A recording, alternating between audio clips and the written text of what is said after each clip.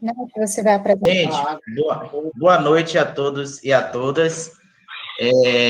Gostaria de, mais uma vez, dar as boas-vindas para todos os participantes da oficina. Agradecer mais uma vez a participação dos professores da Universidade Federal do Oeste da Bahia e dos alunos da universidade.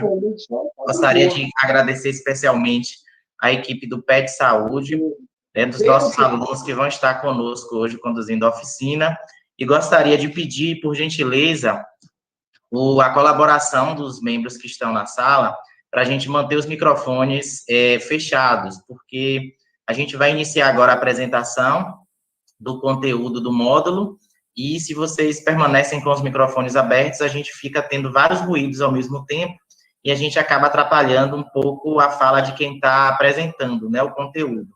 Então, como nós combinamos no mês passado, quem for precisar falar, tem um ícone aí no inferior da tela, né, levantar a mão para pedir a fala, e abrir só os microfones mesmo quando a gente for se expressar, né, sendo um de cada vez, para que a gente não tenha vários ruídos. Então, mais uma vez, obrigado à professora Lidiane e aos alunos de nutrição, de farmácia e do curso de medicina, que vão conduzir hoje o módulo 2, falando um pouco mais sobre o Sistema Único de Saúde.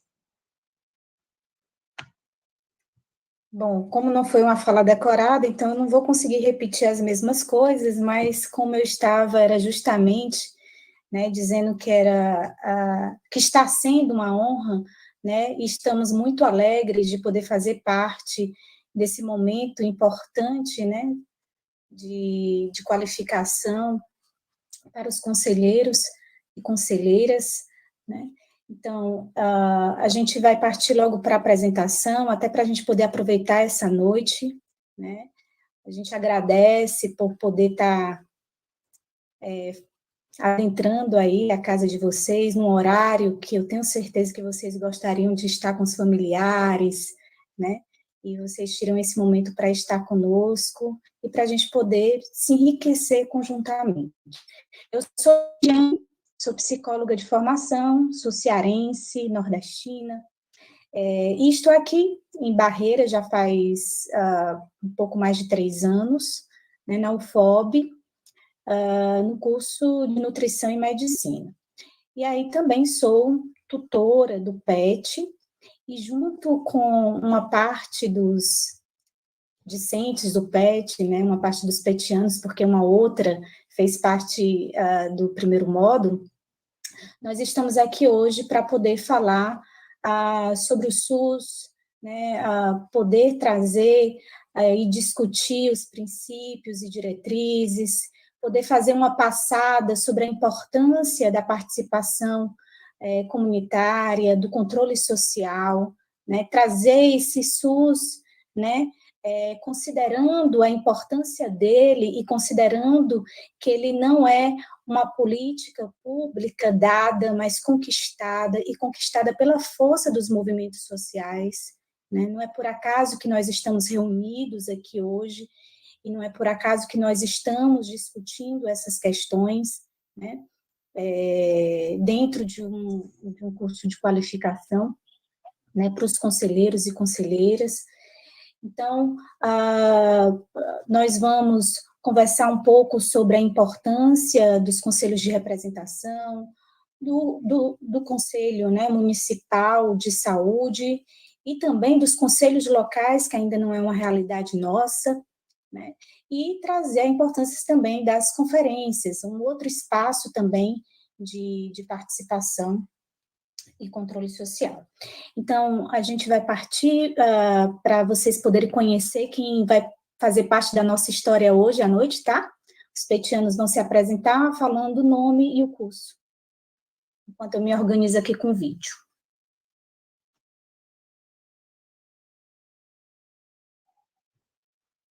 Bom, vamos seguir por ordem alfabética? Bom, eu vou logo, eu sou você, mas já vou iniciar. Bom, gente, boa noite. Eu me chamo Carla Gabriela, eu sou graduanda do curso de nutrição na UFOB e também aluna, também participante, né, como docente do PET, do Pé de Saúde, que é o projeto que está podendo proporcionar também mais esse espaço para a gente. Boa noite, espero que a gente tenha uma noite bem produtiva e vamos lá, está sendo um espaço bem interessante.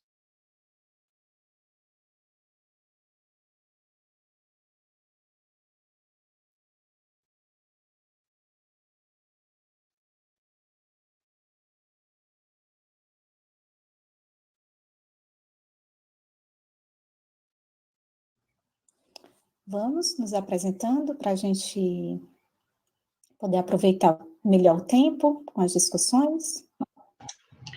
Boa noite, pessoal. Eu me chamo Islane, sou estudante do curso de nutrição na UFOB e também faço parte do PET Saúde Interprofissionalidade, que, como Carlinha disse, é esse projeto que está proporcionando, né, esse espaço de fala aqui para nós dialogarmos. Espero que todos possam ter uma boa noite e que possa ser produtivo, né, o nosso aprendizado.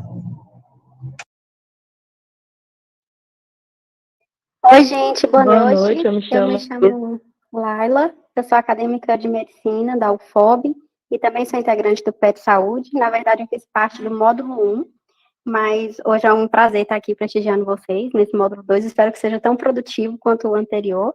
E o PET Saúde é uma oportunidade incrível de abordar esses assuntos tão corriqueiros, tão importantes no nosso dia a dia. Então, é realmente um prazer estar aqui com vocês hoje. Muito obrigada.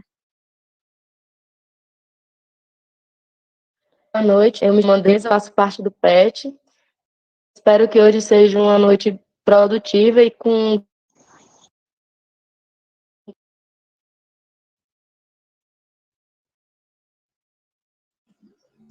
Boa noite, eu me chamo Ellen, sou estudante do curso de farmácia na UFOB e também sou integrante do PET Saúde e Interprofissionalidade. Então, eu desejo que seja uma ótima noite, que a gente aprenda bastante aqui um com o outro. Boa noite, eu me chamo Isabela, sou estudante do curso de Medicina da UFOB e também faço parte do PET. Desejo a todos uma boa noite e uma noite de muito aprendizado para todos.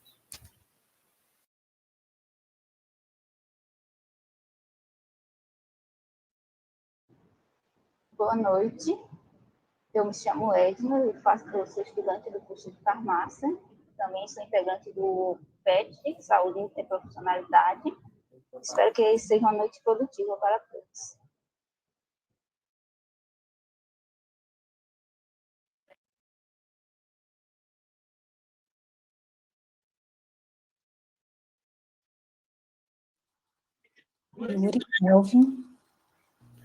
Boa noite, pessoal.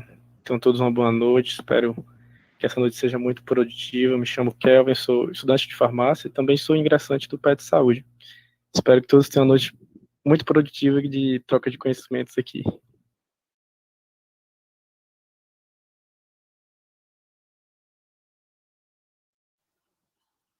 Yuri? Boa noite, pessoal. Eu sou o Almidson, conselheiro da cidade de Barra. Bom, a gente vai agora, né, convidar o Yuri. O Yuri conseguiu estar conectado, permanecer conectado? Ou não?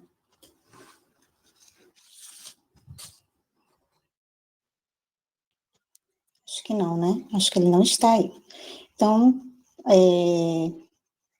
acho que ele deve ter tido problemas com a conexão.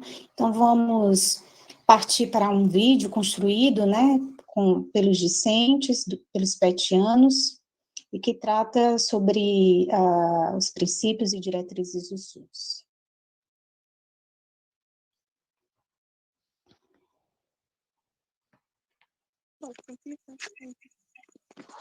Boa noite, sou Girleno, suplente conselheiro do município de Barra. A gente só solicita agora que a gente atente agora para esse compartilhamento de um vídeo, tá certo? A gente vai iniciar com com a apresentação sobre a temática do módulo, já que a gente finalizou com a apresentação dos participantes hoje do PET. Né, que... Ô, Lídia, desculpa. Pronto, vai. Teve uma queda de energia aqui. O que eu perdi? Não, seria você que iria falar. Assim, posso falar? Pode, sim. Sim. Então, gente, eu queria só falar um pouquinho sobre o SUS com vocês. Peço desculpa, a energia caiu aqui, eu fiquei desesperado, mas graças a Deus que eu consegui voltar. Então, SUS. Ao falar sobre o SUS, embora nós tenhamos, no momento, um sistema bem organizado e um sistema de referência, a gente tem que lembrar que ele não caiu de paraquedas, né? Não, é resultado de um processo que envolveu a participação popular, que envolveu muitos movimentos, e é importante a gente lembrar os antecedentes do SUS. No século XX, nós tivemos a reforma sanitária brasileira, né? Antes do SUS, nós tínhamos um sistema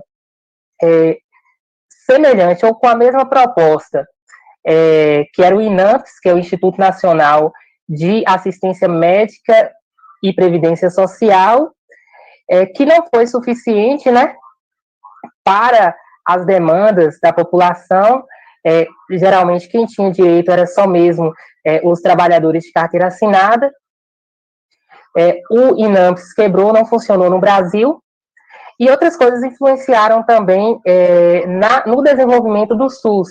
Tivemos a conferência de Alma-Ata, que foi uma conferência internacional que tratou da saúde de uma maneira bem mais ampliada do que o conceito baseado na medicina tradicional que nós tínhamos. Tivemos no Brasil também a 8ª Conferência Nacional de Saúde, também influenciada por essa conferência de Alma-Ata, também trazendo esse conceito mais ampliado de saúde. E tivemos também um grande marco, que foi a Constituição Brasileira de 1988, que vem concebendo a saúde não mais como um mero serviço, mas como um direito. E aí nós temos aquela frase, né, saúde, que está lá na Constituição, saúde, direito de todos e dever do Estado. Então, esses foram os antecedentes do SUS. Já em 1990, nós temos a implementação, o começo da implementação do SUS, e o que marca essa implementação é a Lei 8080, que é a lei popularmente conhecida como Lei Orgânica, que vem tratando sobre a questão da organização e o funcionamento dos serviços, também qual seria a função, qual seria a atribuição de cada esfera do Estado. Então, o governo federal vai definir, o Estado vai coordenar e o município vai executar. No entanto, a Lei 8080 não esclarecia muito bem sobre a questão da participação popular e também da questão da transferência de recursos. Falava simplesmente que o governo federal ia definir sobre a questão da saúde, o Estado ia coordenar as ações e o município, de fato, ia executar. Mas, embora o município executasse, não seria somente o município que iria arcar com tudo isso, né? Então, nós temos, no mesmo ano, a Lei 8142, que esse 2 aí, eu acho que serve até como macete para a gente lembrar que é justamente as duas coisinhas que a Lei 8080 não tratava, que é a questão da participação popular, que é um dos princípios do SUS que vai ser tratado mais à frente, e a questão da transferência de recursos. E é isso. Nós vamos ter o vídeo aí que vai contribuir mais para a nossa discussão. Então, obrigada, Yuri, né? É importante a gente estar trazendo o SUS como essa conquista dos movimentos sociais, né? O SUS, ele ganha materialidade legal a partir da Constituição, né, de 88. Antes da Constituição, nós temos a 8ª Conferência, que se torna um espaço que valoriza e começa a considerar a importância da participação, não somente de gestores, profissionais de saúde, mas dos usuários, né, de membros, né, dos movimentos sociais, né, a participação de pesquisadores, estudiosos, e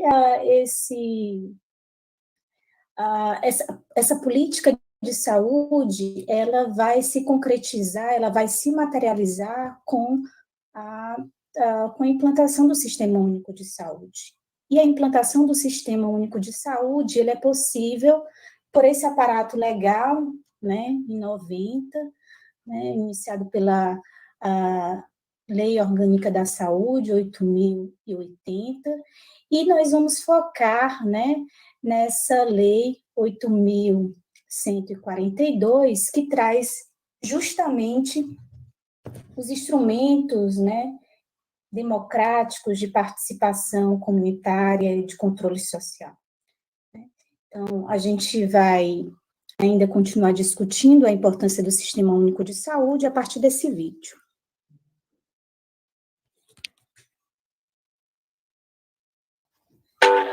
Vamos falar sobre o SUS?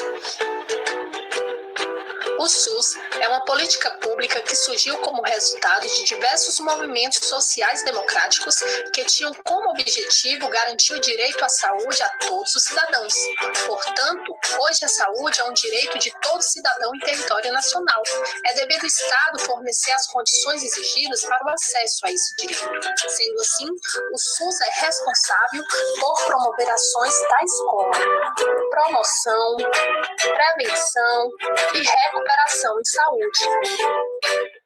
De acordo com o PAIN, o SUS não é apenas um meio de financiamento no qual acontecem repasses de recursos federais.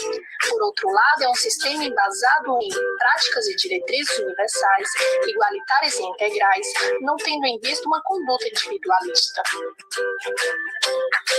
Assim como outros sistemas, o SUS também possui princípios e diretrizes, esses, por sua vez, fundamentados na Constituição e na Lei 8.080/90.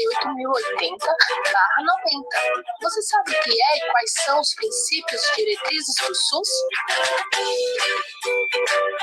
O princípio é definido como a origem, o começo de proposições diretoras que compõem determinada ciência, isto é, verdades fundamentais que servem de garantia para um sistema.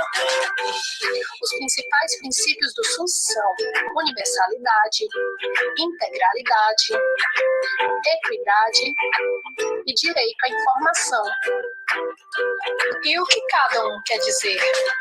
Universalidade é um direito que todos os cidadãos possuem para ter acesso à saúde, independentemente de sua cor, gênero e posição social, e é um dever do Estado criar estratégias para garantir esse direito. Integralidade garante ações integrais como promoção à saúde, prevenção de doenças, o tratamento e reabilitação. Irá garantir o atendimento de acordo com a necessidade de cada pessoa. Equidade possui como objetivo reduzir as desigualdades, visto que cada indivíduo possui necessidades específicas. Em outras palavras, é oferecer assistência a quem mais precisa. Direito à informação. Todos têm o direito de obter informação sobre sua condição de saúde. Já as diretrizes são um conjunto de instruções ou indicações que servem para tratar e levar a termo um plano e ou uma ação com o intuito de resolver determinados problemas específicos. As principais diretrizes são descentralização, regionalização, hierarquização, participação comunitária e integração. E o que cada um quer dizer? A descentralização possui direção única em cada esfera de governo, ou seja, a gestão será repartida de acordo com a divisão de cada território, deixando de possuir apenas um gestor. A regionalização. O sistema público será organizado em território, respeitando suas características geográficas e políticas. Hierarquização. Os serviços de saúde serão divididos em níveis de complexidade crescente, como atenção básica, média e alta complexidade. Participação comunitária. É onde os usuários do SUS poderão contribuir para melhorar os serviços de saúde através da fiscalização, reivindicação, sugestões e reclamações. Integração diz respeito à possibilidade de se estabelecer um perfil de oferta de ações e serviços no sistema que contempla como várias alternativas de intervenção sobre os problemas de saúde. Existem outras atribuições pertencentes ao SUS e estão presentes na Carta Magna, artigo 200, que irá tratar sobre os objetivos desse sistema.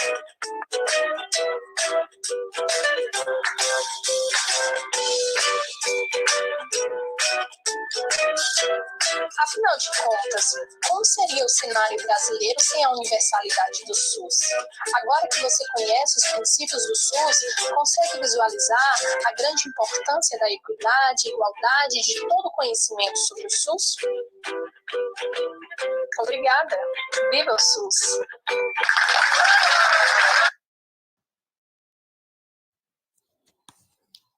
Pronto, e aí, Islane e Yuri, fiquem à vontade.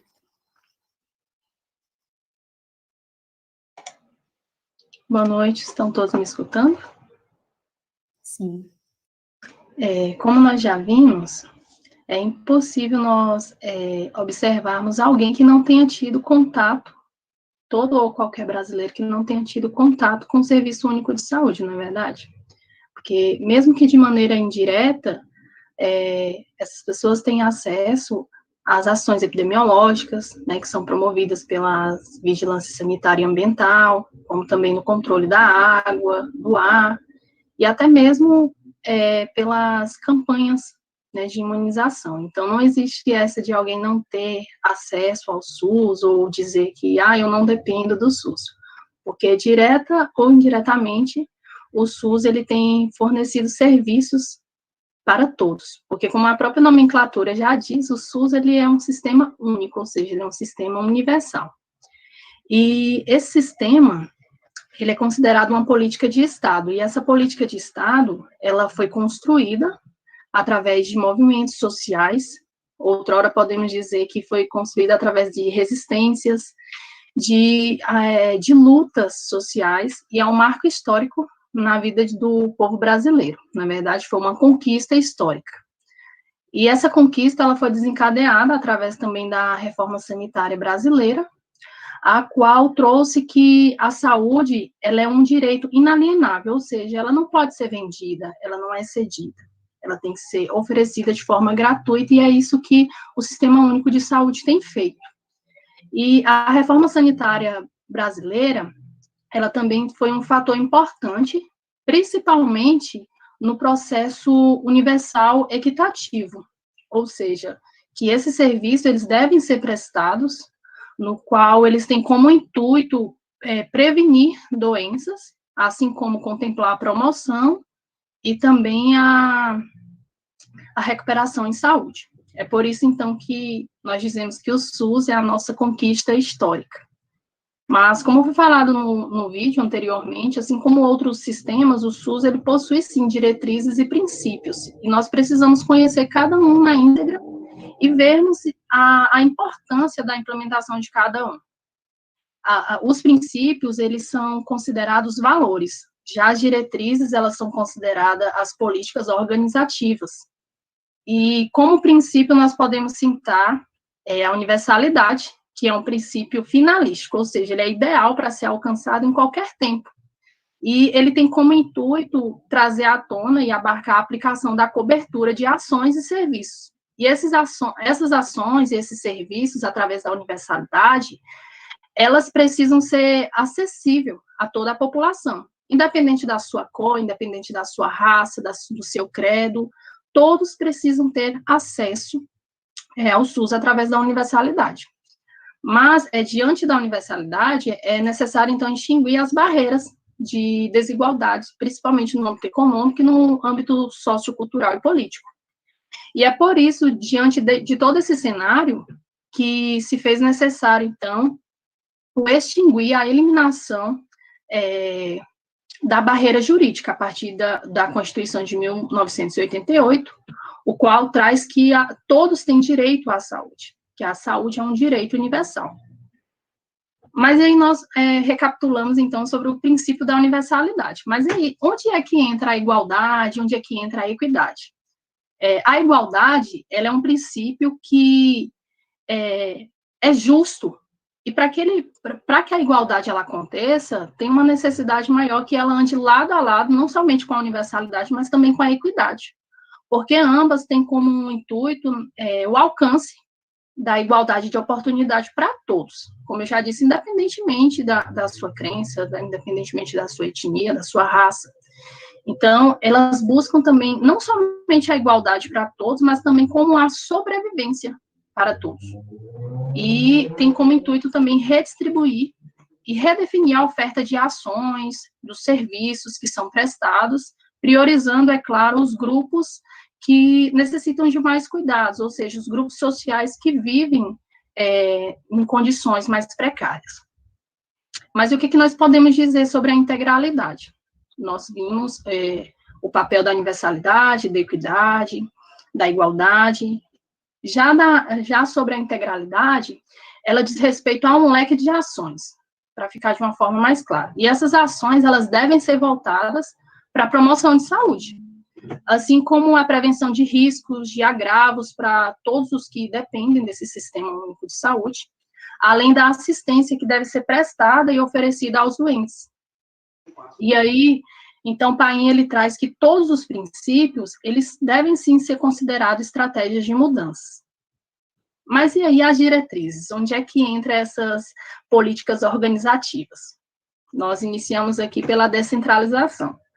A descentralização, ela é muito importante, porque ela traz que deve haver a transferência de poder de decisão política de saúde, de uma esfera estadual, de uma esfera federal, que é ao Ministério da Saúde, para os setores estaduais, que é a Secretaria Estadual de Saúde, e assim também para os setores municipais, que é a Secretaria Municipal de Saúde. Mas por que deve ocorrer essa transferência? Porque é a partir dessa transferência que vai haver a redefinição das funções, das responsabilidades de cada esfera, e é como se cada um estivesse no seu devido lugar para que esse sistema pudesse, então, dar continuidade ao seu funcionamento. Já a regionalização, ela anda lado a lado com a hierarquização, porque elas dizem respeito à forma de como essa organização vai acontecer, ou seja, a organização desses estabelecimentos, de unidades para unidades.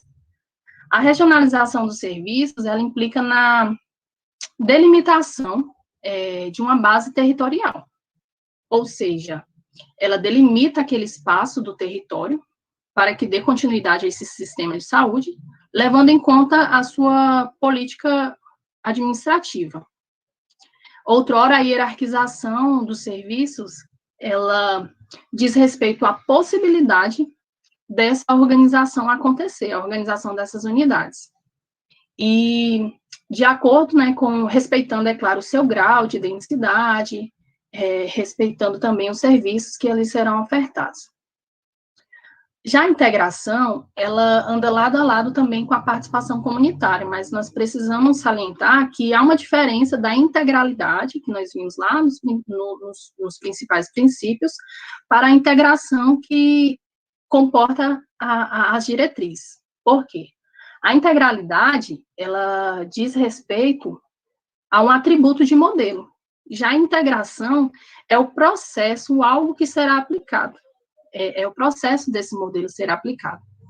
E a integração, ela diz respeito também e busca estabelecer os perfis de ofertas e ações de serviços que serão ofertados ali para aquele público, para aquela população.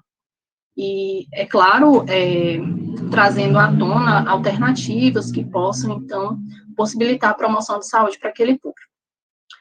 E, por fim, não menos importante, tem a participação comunitária. Nós sabemos que é de suma importância, porque a comunidade, se ela depende desse sistema, se ela usufrui dos serviços que são ofertados por esse sistema, ela também precisa aplicar a sua participação, ela precisa trazer à tona a sua participação através das ouvidorias, ela precisa também promover, contribuir para que haja essa promoção de saúde. E assim, falando sobre o sistema, falando dos serviços que são ofertados, porque dessa forma vai ser contemplada a intersetorialidade, vai se integrar também novas ações e também a população vai ter conhecimento de novos saberes e, assim, terá uma guia de mão dupla, né?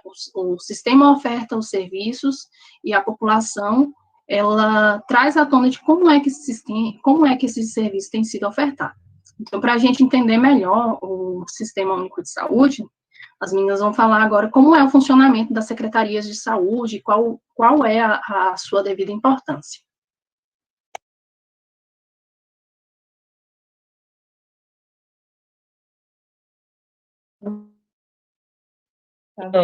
Boa noite, e todos estejam me ouvindo bem. Nós entendemos um pouco como funcionam algumas coisas por dentro do SUS.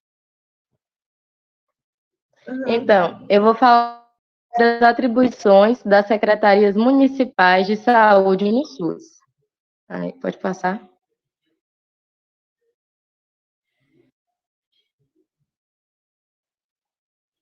Carro? Pode passar, por favor, Carro? Ah, tá, entendi.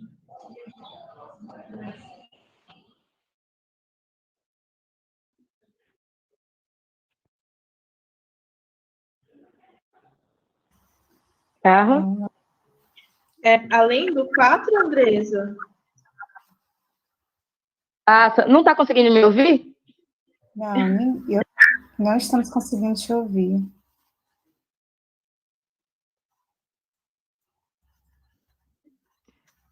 A gente está no slide 4. Para começar, eu vou falar... Carla, volta um pouco, por favor, os slides. Os slides, por favor. Para ficar mais fácil, você pode ir seguindo pela numeração dos slides, então. Por exemplo, nós somos no 2 agora, né? Slide 3, vocês estão no meu... Agora o 3. Sim, sobre as entidades representativas, é isso? Então, para começar, eu vou falar sobre a diferença entre os 3 conselhos, que é o CONAS, o CONASEMS e o COSENS. O CONAS, ele é o Conselho Nacional de Secretarias de Saúde. Ele tem como missão representar e apoiar as secretarias estaduais de saúde no âmbito do SUS, disseminação da informação, produção e difusão do conhecimento. Já o CONASEMS, que é o Conselho Nacional de Secretarias Municipais de Saúde, ele vai defender a ideia de que o sistema público de saúde será mais eficaz à medida que os municípios eles deixem de ser somente executores de ações e assumam também o papel de formuladores de políticas públicas. Eu acho que tem alguém com áudio ligado.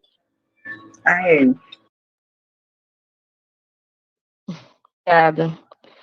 Então, já o COSEMS, que é o Conselho de Secretarias Municipais de Saúde, ele tem como objetivo promover o fortalecimento da política de saúde das secretarias municipais nas esferas tanto municipal como estadual e também federal. Além disso, esse conselho ele também promove estudos e propõe soluções a problemas na área de saúde. Sacada, por favor. Carla, passa o slide, por favor.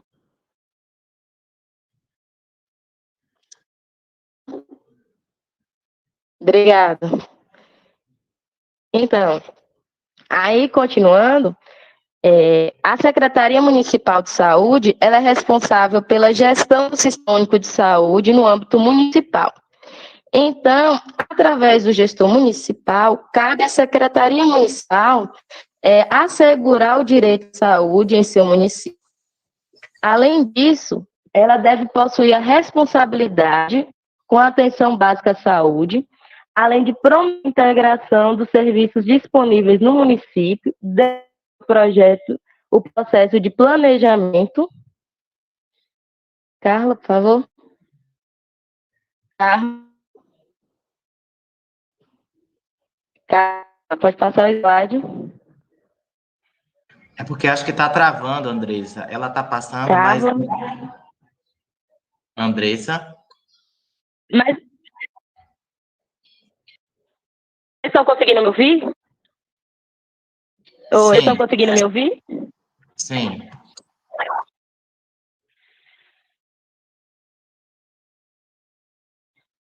Me dará passar, então. Pode continuar, Andressa, a gente está te ouvindo.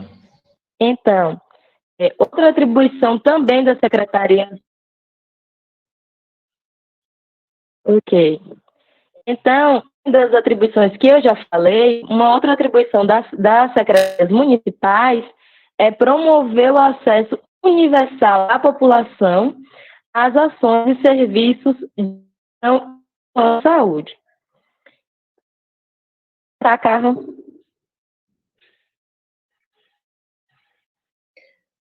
Andresa, existe uma pausa entre quando você me pede e entre quando eu consigo mudar de slide. Eu percebi na sua fala. Aí espera só uns 2 segundinhos que muda para você não se perder aí, tá bom? Pronto. Tá, ok, obrigada. Além de todas as atribuições que eu falei anteriormente, compete também essas secretarias viabilizar para o controle social no SUS recursos financeiros, materiais e humanos também são das atividades de educação permanente. Além disso, as secretarias elas também devem apoiar tanto financeiramente como tecnicamente a realização e participação dos conselheiros de saúde em eventos sobre o controle social no SUS. Então, essas foram as atribuições das secretarias municipais de saúde. Eu vou deixar a palavra agora com Carla e eu peço desculpas por alguns problemas técnicos que a gente teve.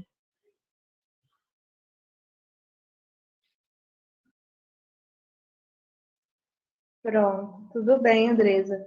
Então, gente, dando continuidade, né? Quando a gente se vê diante, por favor, me dê um retorno sobre o áudio, qualquer coisa, viu? Quando a gente se vê, né, diante de todas essas atribuições que a Andresa falou, a gente, então, se pergunta, mas como é que a gente pode, de fato, como elas vão acontecer, né? Como garantir que elas serão cumpridas? E aí é que, então, a gente entra num assunto que é muito importante, que eu acho que vocês já devem ter ouvido falar, que é sobre a participação e o controle social no SUS. E aí, então, para falar sobre ele, a gente já falou um pouco no início, mas eu acho importante a gente só frisar a importância desse termo, né? A gente sabe que o SUS e a sua criação, ela foi a partir de várias lutas e movimentos sociais que sempre buscaram a garantia da prestação de serviço para a população. E tudo isso sempre resvala, né, na busca também pela democratização da saúde, que seria, então, a participação da população, de fato, nesse processo. E, então, como resultado, a gente vai ter a qualificação, né, da participação da comunidade. E aí, então, a gente vê que em diversas fontes ela vai aparecer. Por exemplo, na Constituição Federal, a gente já vê que ela regulamenta a participação da comunidade, né, como um princípio, né? Lá, desculpa, gente, não é na Constituição Federal, vai ser na Lei 8.080 que vai ser como um princípio.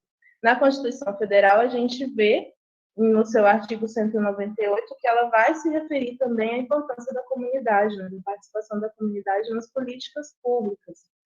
E também na Lei 8.142/90, que vocês também já devem ter ouvido falar, é onde realmente a participação da comunidade ela entra de forma efetiva na gestão do SUS. E aí, então, nesse contexto, a gente passa a entender esse termo, controle social, como um espaço que vai garantir a participação ativa da população na gestão do SUS. E a partir de quais ferramentas ele vai acontecer? Principalmente através dos conselhos de saúde, né, nas 3 esferas do governo, e nas conferências de saúde. E aí a gente percebe que quanto maior for o engajamento, o envolvimento da sociedade nessa construção, nessa fiscalização, através desse controle social, a gente vai ter maior êxito, né, em todas essas atribuições que são dadas e nas políticas, né, para que elas aconteçam de fato. Então, eu não sei se travou, está dando tudo certo? É tudo. Oi, gente. É porque eu fico aqui cega, não consigo ler. Tá, então, acho disso a gente vai entender um pouco agora melhor sobre o que é, de fato, os conselhos de saúde, né? Os conselhos de saúde, eles também, a criação deles também está prevista na Lei 8.142/90, que foi aquela que eu mencionei para vocês, e ela vai determinar que os conselhos eles existam em todas as esferas do governo. Então, a gente vai ter os conselhos municipais, estaduais, federais, e também os conselhos locais, que seriam aqueles que são formados nos bairros, né? Principalmente nos territórios das unidades básicas de saúde. E aí, esses conselhos, eles vão subsidiar principalmente informações para os conselhos municipais. E aí, então, o que seria, então, os conselhos de saúde, né? Segundo essa lei que eu mencionei, eles são órgãos colegiados com caráter permanente e deliberativo, cujas decisões serão homologadas pelo chefe do poder legalmente constituído em cada esfera do governo. Aí vocês vão ver que as palavras estão grifadas, né? Eu quis grifar, não foi propositalmente, porque para a gente entender o que são os conselhos, a gente precisa entender o que esses termos significam, né? Por exemplo, colegiado, ele quer dizer que esses conselhos eles vão ser compostos por pessoas que vão representar os diferentes grupos, né, e setores da sociedade. Que diz caráter permanente é que ele é um órgão que ele não pode ser extinto, ele deve existir sob qualquer condição, né, em qualquer situação. Nenhuma autoridade ou lei pode extingui-lo. E deliberativo quer dizer que o intuito maior desses conselhos são se reunir para discutir, debater sobre temas, né, que vão ser importantes para chegar a um acordo, a uma decisão, e vão ser principalmente decisões que deverão ser cumpridas pelo poder público. E como esses conselhos são formados, né? Eles vão ser formados por representantes dos gestores, e aí, por exemplo, na esfera nacional, a gente vai ter, então, os funcionários do Ministério da Saúde, na esfera municipal, os funcionários da Secretaria de Saúde, os representantes dos prestadores de serviço, que aí vão ser aquelas instituições conveniadas ao SUS, que prestam serviço ao SUS, os representantes dos trabalhadores de saúde, que vão ser os sindicatos, os conselhos profissionais de saúde, e os representantes dos usuários de saúde, que aí vão ser a associação de moradores, até mesmo a associação de portadores de alguma patologia, que representem, né, alguma patologia. E aí, nesse sentido, é importante a gente falar que esses usuários, eles não podem estar comprometidos com nenhum outro dos demais grupos, e eles também não podem ter nenhum vínculo empregatício na área da saúde ali do local, né, onde ele está. E aí, então, essa lei ainda, ela vai determinar que a composição desses conselhos, ela seja paritária. O que seria isso, né? Para falar de uma forma melhor, assim, significa dizer que o número dos usuários deve ser sempre a metade do número dos demais representantes. Por exemplo, eu fiz um esqueminha para a gente entender.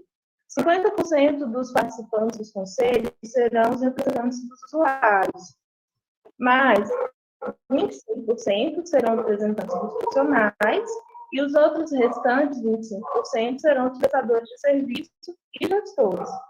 E aí a gente observa que quando a gente fala sobre a paridade, ela vai ser importante justamente para que os seus usuários, né, para que os usuários sejam ouvidos, né, que é para quem as políticas estão sendo feitas de verdade. Então ela vai visar proteger esses interesses, né, para que esses interesses não sejam prejudicados. E quanto às funções? Então, ainda naquela lei, diz que os conselhos de saúde deverão atuar na formulação de estratégias e no controle da execução da política de saúde na instância correspondente, inclusive nos aspectos econômicos e financeiros. eu coloquei algumas das funções só para a gente exemplificar, por exemplo, fiscalizar e controlar gastos, deliberar sobre critérios de movimentação de recursos da saúde, analisar, discutir e aprovar o relatório de gestão, fiscalizar e acompanhar o desenvolvimento das ações do serviço de saúde, estabelecer ações de informação, educação e comunicação de saúde, apoiar e promover a educação para o controle social, que seria o que a gente pode estar fazendo aqui agora, né? Atuar na formulação e no controle da execução da política de saúde. Então, a gente vê que os conselhos, eles representam uma oportunidade que a sociedade possui de participar das políticas de saúde, né? A gente vê nessas funções. Então, tanto no planejamento, quanto na execução das políticas, e até mesmo no final do processo, quando a gente atua, né, quando vocês atuam como parte da fiscalização mesmo. Então, a gente precisa também, nesse sentido, não confundir, né, como a gente falou lá no início, das atribuições das secretarias, não confundir o trabalho dos conselhos de saúde com o trabalho da secretaria. Nesse caso, o conselho, ele tem o papel de propor o que deve ser feito, né, o que deve constar na política de saúde daquele local, e fiscalizar a execução. E, em contrapartida, o papel da secretaria vai ser de executar a política de saúde. E aí, agora, então, a gente passa para as conferências de saúde. Né, Isabela? Isso. Agora eu vou falar um pouquinho para vocês sobre as conferências de saúde.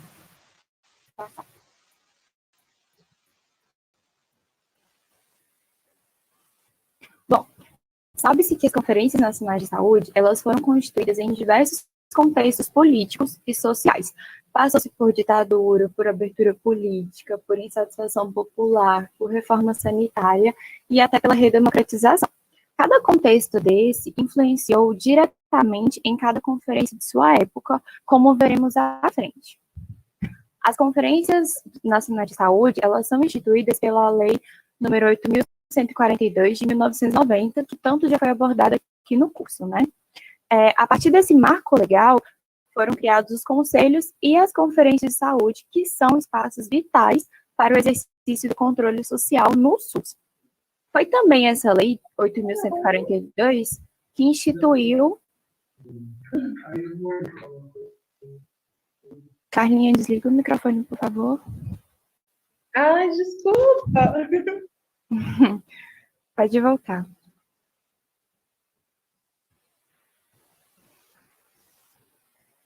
Pode voltar o slide, Carlinha.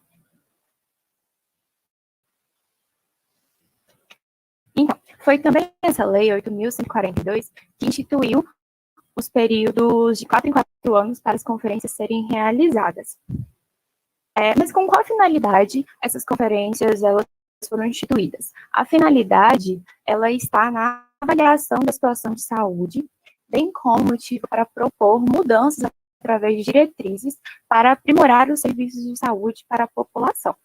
Essas conferências, elas ocorrem nas 3 esferas: conferência municipal, estadual e nacional.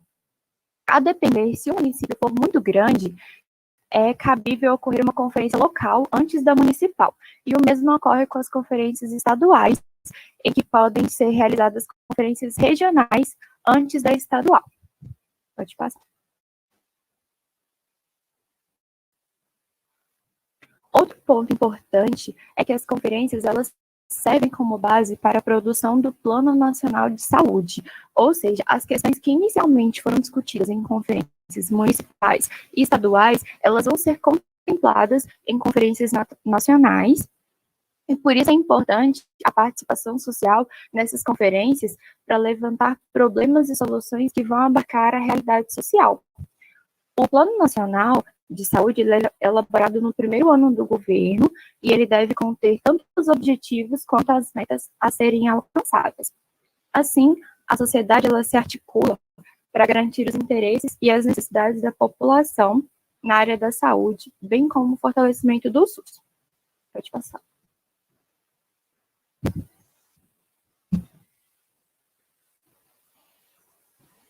Bom, Agora, essas são todas as conferências que ocorreram desde a primeira, em 1941, até a última, que ocorreu em 2019. Eu vou falar um pouquinho sobre as principais para vocês.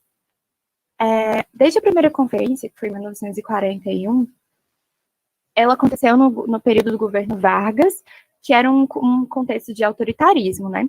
Mas, entretanto, foi nessa época que o Ministério da Educação e da Saúde foi criado.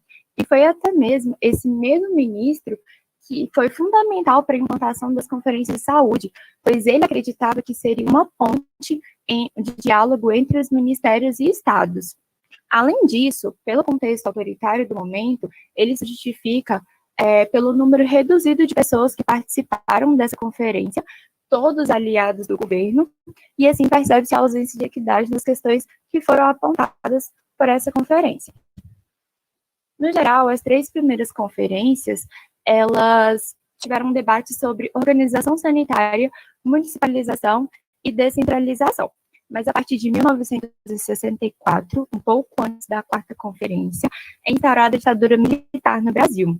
E as conferências, elas passaram a ter um caráter muito técnico. E durante quase 2 décadas, nesse período da ditadura, medidas do governo, eles afloraram a insatisfação popular que acelerou o movimento reivindicatório contra o sistema de saúde pública vigente. A ditadura ela termina em 1945 e assim segue um período de redemocratização no país. E assim, isso deu brecha para o movimento sanitarista assumir posições estratégicas. E foi nesse momento que foram criados os Conselhos Nacionais de Secretários Estaduais de Saúde, o CONAS, e o Conselho Nacional dos Secretários Municipais de Saúde, o CONASEM, como já foi dito anteriormente. Também foi nesse cenário democrático que foi realizada a 8ª Conferência Nacional de Saúde, em 1986, que é a conferência mais importante dentre essas. Ela conferiu um novo caráter para as conferências de saúde, por ter um espaço de participação da sociedade civil nas deliberações sobre a política de saúde. Então, ela foi um marco na história das conferências nacionais e estabeleceu as bases para a reforma sanitária de saúde e estabeleceu também a saúde como dever do Estado. A 8ª foi a primeira conferência que contou com a participação dos usuários. Isso é de extrema importância. Por isso, ela foi tão marcante. Antes dela, os debates elas se restringiam à presença de deputados, senadores e autoridades do setor. E nessa conferência aconteceu algo bem legal, que anteriormente os temas da conferência eles foram divulgados previamente. E aí houveram debates nos estados, nos municípios, mas esses debates eles não necessariamente seriam levados para a Conferência Nacional, né? E aí no momento da Conferência Nacional, grupos sociais mesmo se mobilizaram com passeatas exigindo participar também daquele momento de conferência. E aí, naquele momento ali, houve uma grande assembleia para discutir se deveriam aceitar ou não essas pessoas, e no fim, elas acabaram sendo aceitas como observadores nessa conferência. E aí, a partir dessa conferência, foi aprovada a criação do Sistema Único de Saúde, o SUS, instituído na Constituição de 1988. E 2 anos mais tarde, foram instituídas as leis orgânicas, a de número 8.080 e de número 8.142, que estabeleceram universalidade do direito à saúde e a participação da comunidade na gestão do SUS. A 9ª conferência também é importante, pois ela traz a temática de municipalização é o caminho, que contribuiu para a descentralização e também para determinar o papel dos municípios para a realização de conferências municipais e estaduais preparatórias como uma etapa obrigatória para a Conferência Nacional. Isso não existia antes da 9ª. E isso teve um impacto muito positivo no número de resoluções número de resoluções que são criadas nas conferências. Um exemplo, na 8ª, nós tivemos um número de 49 questões resolutivas. 49 questões pontuadas na 8ª foram resolvidas até o início da 9ª. Já na 9ª, a partir dessa descentralização e dado esse poder aos municípios e estados, nós passamos para um número de 253. Então, isso mostra que essa descentralização, ela tornou o processo muito mais resolutivo. As conferências que vieram em seguida, desde a oitava, nona, décima e em diante, elas caminharam no sentido de consolidar e fortalecer o SUS. Depois da 15ª, que ocorreu no ano de 2015, houve um congelamento nos investimentos, né? Como todo mundo sabe aqui, os investimentos em saúde foram congelados por 20 anos. E foi nesse contexto de desfinanciamento e de fragilidade do SUS que vai ocorrer a 16ª conferência, também chamada de 8+8. E ela é chamada de 8+8 realmente com o intuito de ter uma referência da 8ª conferência, que foi tão importante pela participação social e tudo mais, porque ela busca procurar um fortalecimento da participação social, pois é um momento de desfinanciamento e de muita fragilidade no SUS. Sendo assim, para finalizar, fica evidente o quanto a participação social no Brasil ela é importante, quantos ganhos a população tem quando a população se envolve e vai atrás. E é através desse processo, né, da participação popular que se pode contribuir ativamente no desenvolvimento de políticas públicas na saúde. E as conferências de saúde, elas são importantes na sustentabilização do SUS, pois elas ampliam o olhar sobre as mais diversas questões de saúde nos mais variados locais do Brasil, e assim elas buscam a criação de políticas públicas mais eficientes que consigam abranger a todos. É isso, muito obrigada. A gente agradece e a gente vai finalizar com um vídeo curtinho, né? Um vídeo para Luzinete Matar a Saudade, construído lá em Sobral City, né? Lá no Ceará, pelos residentes. E é um vídeo para quebrar o gelo, mas para que a gente também tenha um espaço de problematização com relação às atribuições e o funcionamento dos conselhos. Nesse caso, na realidade desse vídeo, a gente traz a experiência dos conselhos locais de saúde, né? Mas que podem, são problematizações que vão surgir também e que podem ser ampliadas para o funcionamento dos conselhos, né, municipais. Então, vamos lá.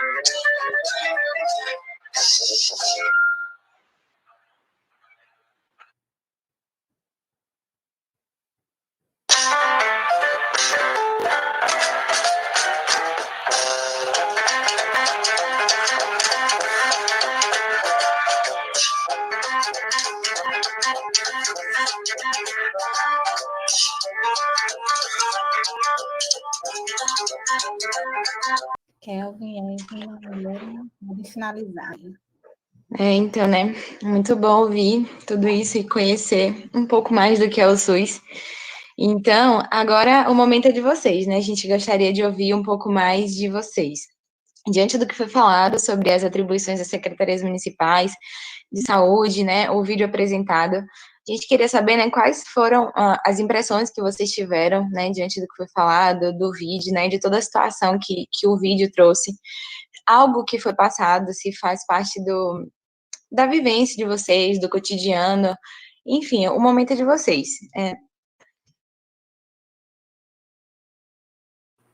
Muito bem, obrigada. E agora o espaço é nosso, para a gente poder conversar, fazer questionamentos, contribuições, comentários. Eu queria agradecer, né, antes do pessoal começar a dialogar conosco, agradecer à professora Lidiane, agradecer aos alunos do PET, às alunas, né, pela contribuição com a nossa oficina, pelo conhecimento que vocês trouxeram hoje, pela abordagem dinâmica com a qual vocês trouxeram um pouco do controle social e dos princípios do SUS. Eu tenho duas pessoas que levantaram a mão, mas eu estou na dúvida se elas levantaram sem querer aqui ou se realmente querem trazer algo para a gente dialogar. Tem a Edilfa e o Girleno.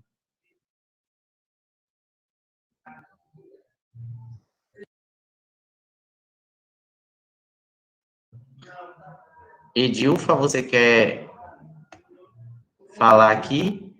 Ou o Girleno, que estão com as mãos acionadas? Acredito que, acho que foi acidentalmente, mas o Gilvan pediu a palavra e Anabelle. Pode falar, Gilvan. Você é o próximo aqui da lista. Boa noite a todos. Primeiramente, parabenizar, né, toda a equipe, os alunos, os professores, pela excelente explanação. E, de fato, é isso que a gente precisa aprender, né, na prática, né, porque acredito que na teoria muitas pessoas aqui se familiarizou com esse conteúdo, né, Ítalo, até porque nas conferências é o que mais a gente discute, mas muitas coisas, infelizmente, não saem da teoria para a prática, e a gente precisa, a cada dia, estar, de fato, fortalecendo, principalmente, esses princípios. Na realidade, eu queria fazer, era uma pequena observação, a Lidiane postou aí esse vídeo, né, na realidade, uma comédia, mas que retrata, sim, algumas realidades, mas eu gostaria aqui de fazer um pequeno comentário sobre o que, de fato, nessas andanças aí, como diz meu pai, em mais de 20 anos de servidor público e militante, a gente percebeu que, graças a Deus, até coloquei no chat lá, a realidade está mudando, mas era, de fato, assustador, era um absurdo que a gente via nos municípios, a forma de como os conselhos eram manipulados, a forma de como as pessoas se deixavam levar por interesses pessoais ou outros tipos de interesse. E aí foi bom ela ter trazido esse vídeo, porque faz a gente perceber que, graças ao nosso empenho, tanto dos servidores, dos usuários, prestadores, estudantes, né, nós da população de modo geral, que interessa em fazer a mudança, essa realidade está mudando, né? Ainda existe, sim, algumas situações que precisam ser melhoradas, e é esse o objetivo. A gente conversou muito antes da introdução do curso, quando veio essa ideia. Esse é o objetivo, para a gente fortalecer cada vez mais, porque existe muita gente ainda precisando de um apoio, de incentivo, de um empurrão, para a gente continuar melhorando. Então, era isso que eu queria só testemunhar aqui, que, de fato, essa situação ela está melhorando, graças a Deus, mas tinha muita coisa feia nesse mundo afora, onde eu já presenciei algumas situações nas realidades dos conselhos. Inclusive, foi algo que me motivou a participando do conselho, a estar buscando interagir, até além do grupo aqui, do pessoal que está participando, que se inscreveram, a gente fez um grupo de conselheiros regionais também. Agora, um conselheiro sugeriu a gente fazer um grupo dos presidentes, porque tem muita gente ainda de fora, e a gente esse vídeo, esse filme seja mudado totalmente, né? E obrigado aí pela participação de todos e parabéns. Obrigado, Gilvan. Vou passar a palavra para a conselheira Anabelle. E antes de você falar, Anabelle, eu gostaria de chamar a atenção dos conselheiros que estão na sala para o chat. Nós estamos colocando o link da lista de presença. Atentem, por favor, para a tela também. Nós estamos exibindo a palavra-chave para que vocês registrem a presença. E agora a gente passa a palavra, então, para a Anabelle, que pediu a palavra. Boa noite a todos. Aqui é o pai de Anabelle. Ah, tá. Porque a filha mexe no celular e acabou colocando, acho que o nome dela, né, na coisa. As crianças são mais espertas que os pais. Mas você pode se apresentar, não tem problema. Eu sou Raimundo Araújo, aqui de Correntina. A minha pergunta é, assim, mais ou menos baseada no primeiro módulo. E eu fiquei uma certa dúvida, como é que eram as campanhas de vacina antes do SUS? Eu sou de 81, e como é que era feito as campanhas de pólio, paralisias, a paralisia infantil, todas outras campanhas, como é que era feito antes do SUS, né? Essa é a minha pergunta. Entendeu? Sim, ficou super claro. Não sei se os meninos que estavam aqui no módulo 1, ou se o pessoal também quer comentar um pouco, quer contribuir. Eu vou passar a palavra para Domingos, e aí a gente deixa para responder sua pergunta assim que Domingos falar, tá? Que aí tem as duas inscrições, certo? Domingos, por favor, a gente vai fazendo blocos de colocações, a gente responde, depois a gente faz outra rodada. Domingos pediu a palavra.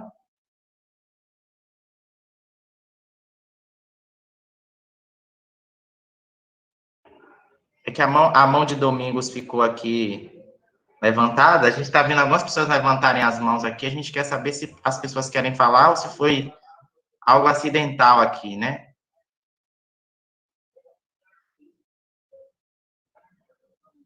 Domingos, quer se pronunciar? A gente não tá te ouvindo. Acho que o microfone seu está fechado.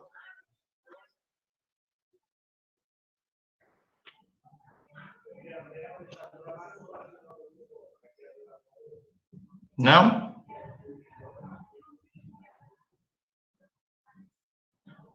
Domingos, consegue nos ouvir?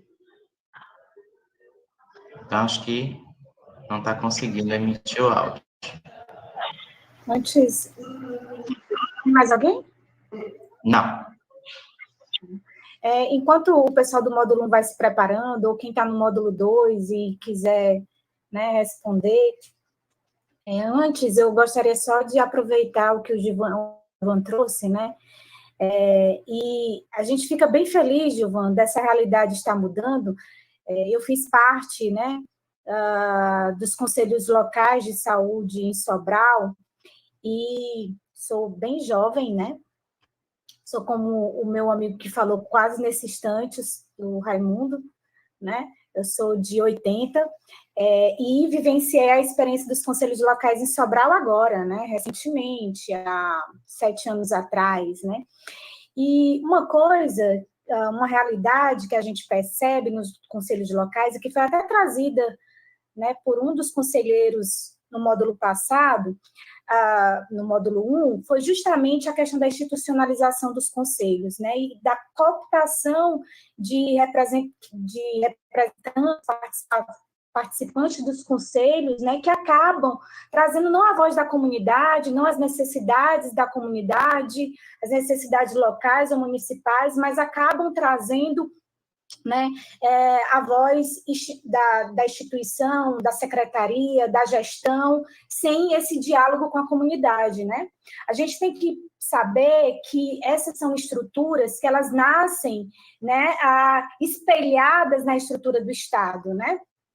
Burocratizadas, institucionalizadas, né?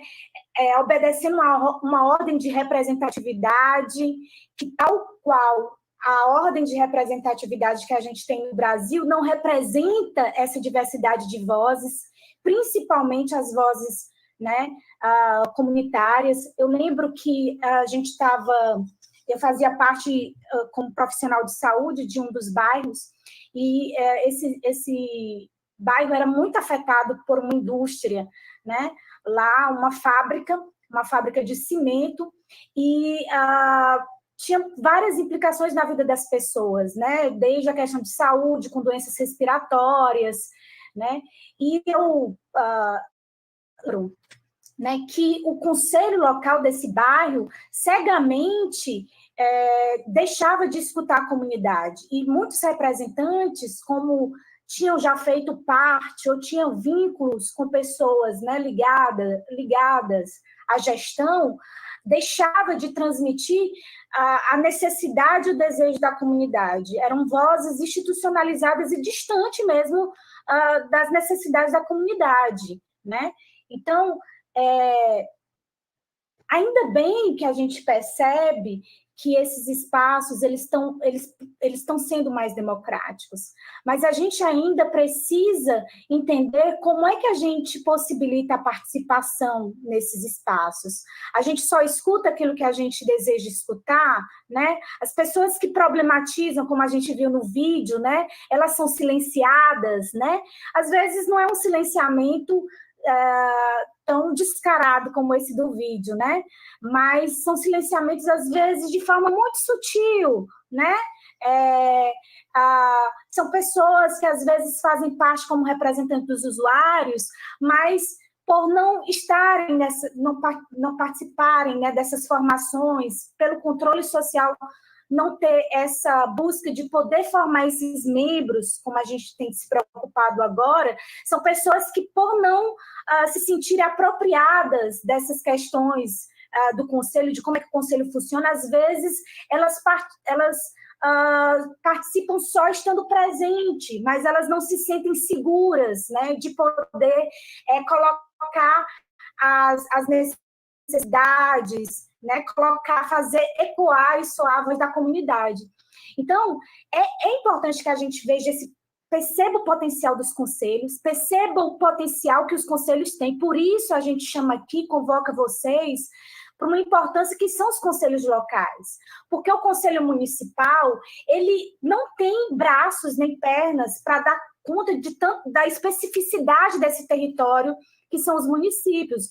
O município é um lugar bem maior e muito complexo, e por isso a importância dos conselhos locais de saúde, de poder chegar com o ouvido, né, para dentro das especificidades das comunidades, dos bairros, né, e poder ir levando isso a patamares, né, maiores.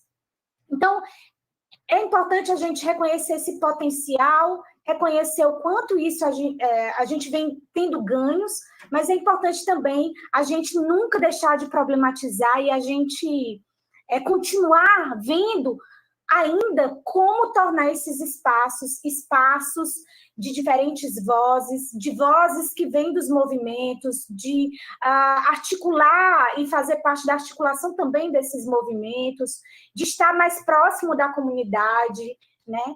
E de fazer ecoar isso nesses espaços que pretendem ser de gestão participativa, né?